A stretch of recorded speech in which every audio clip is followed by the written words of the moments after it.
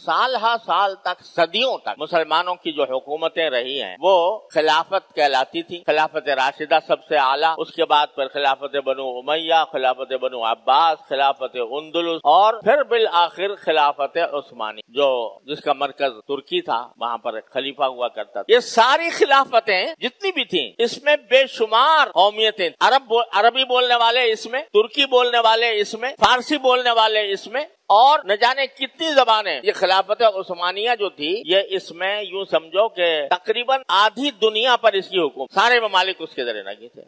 हिंदुस्तान जो हमारा आज पाकिस्तान है, हिंदुस्तान, बर्रे सगीर, अफगानिस्तान, तुर्किस्तान, ये सब खिलाफत उस्मानिया के मातहत। और इस वहदत का नतीजा ये था कि तमाम मुसलमानों का सारी दुनिया पर एक रौब था, एक धाक थी, और उसके नतीजे में कोई मुसलमानों पर बुरी निगाह डालने की जुर्रत नहीं कर सकता था। यूरोप के बड़े बड़े ममालिक वो सब खिलाफत उस्मानिया के जो हुक्मरान थे, खुलफा, उनकी मन्नतें किया करते थे, उनको खुश रखने के लिए उनके पास तोहफे भेजा करते थे। ये इतनी बड़ी सल्तनत उस वक्त कायम थी। और मैं इसलिए नहीं कहता कि तमाम हुक्काम ठीक शरीयत पर अमल करते थे, उसमें बहुत से हुक्काम ने खिलाफत के इदारे को गलत भी इस्तेमाल किया और उसमें बहुत सी बदआमालियां भी हुई, लेकिन बहैसियत मजमूई सारी मुसलमान दुनिया इकट्ठी थी। इन्नमल मुमिनून इख्वतुन का एक मुजाहरा थी। लेकिन क्योंकि मगरिबी ताकतें और इस्तेमारी ताकतें ये समझती थी कि जब तक ये मुसलमान कलमे की बुनियाद पर मुत्तहिद है, ईमान की बुनियाद पर मुत्तहिद है, तो हम दुनिया के अंदर इन पर गलबा नहीं पा सकते।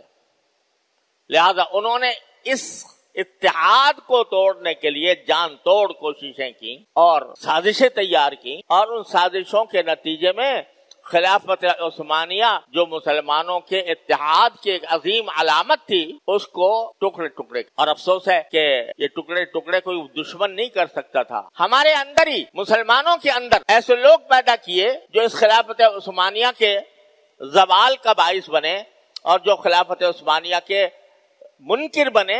हम इस खिलाफत को नहीं चाहते। खुद मुसलमानों ने अरबों में अरब लीग खड़ी कर दी। अरब लीग, उसने कहा कि जी हम तो अरब हैं, अरबी जबान बोलते हैं, हम तुर्की जबान बोलने वालों के साथ कैसे बैठें, उनको अपना हुक्मरान कैसे तस्लीम करें। वो अरब लीग करके अलग हुए। मुस्तफा कमाल पाशा तुर्की में पैदा कर दिया गया और उसने कहा कि हम तुर्क कौम हैं, लिहाजा हम अरबों के साथ कैसे मिल सकते। उसने अपना वहां पर तुर्क कौमियत का झंडा बुलंद कर दिया और उसके नतीजे में दीन के दरवाजे बंद कर दिए। मस्जिदों में एजाने बंद, अरबी में अजान देना ममनू हो गया और जबरदस्ती लोगों को टोपी, तुर्की टोपी के बजाय हैट पहनाया गया। उस पर बाकायदा जंग लड़ी गई। जो हैट नहीं पहनता था तो वो क्या कत्लेआम हो जाता। बाकायदा जंग हुई इस पर, हैट मार कहलाती है, हैट की जंग। वो कहते जबरदस्ती कि तुर्की टोपी उतारो और हैट पहनो, और सारे इस्लामी कवानीन को खत्म करके उसने स्विट्जरलैंड से कानून दरामद किया और वहाँ का कानून उसमें नाफिज कर दिया। तो ये दुश्मनों की तो बड़ाई के अब ये अलग अलग हो गए, पारा पारा हो गए। शाम जो एक सूबा था खिलाफत उस्मानिया का, छोटा सा सूबा था शाम, उसके 4 हिस्से कर दिए। उर्दुन, शाम, सूरिया जिसको कहते हैं, लेबनान, फलस्तीन, एक छोटा सा मुल्क, छोटा सा सूबा, उसके अंदर 4 मुल्क। भाई ये 4 मुल्क किस बुनियाद पर हैं? इनकी जबानें अलग हैं? नहीं। इनकी नस्ल अलग है? नहीं। इनका कल्चर अलग है? नहीं। सब एक जैसे हैं। लेकिन ये उर्दुन है, ये सीरिया है, ये लेबनान है, ये फलस्तीन है। इस बुनियाद पर, यानी कौमियत की बुनियाद पर भी नहीं, बल्कि जाती मफादात की बुनियाद पर हिस्से बखरे कर दिए। एक भाई को उर्दुन में बिठा दिया, एक भाई को इराक में बिठा दिया।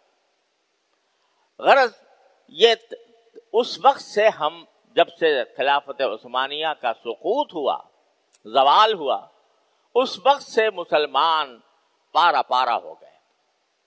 इकबाल मरहूम ने हिलाल ईद के चांद को खिताब करते हुए एक नज़म कही है تو اس کا ایک شعر ہے کہ چاک کر دی ترک نادان خلافت کی قبا، چاک کر دی ترک نادان خلافت کی قبا، سادگی اپنوں کی دیکھ اوروں کی عیاری بھی دیکھ۔ تو وہ قبا جو خلافت کی سارے مسلمانوں کو اکٹھا کی ہوئی تھی وہ تار تار کر دی گئی۔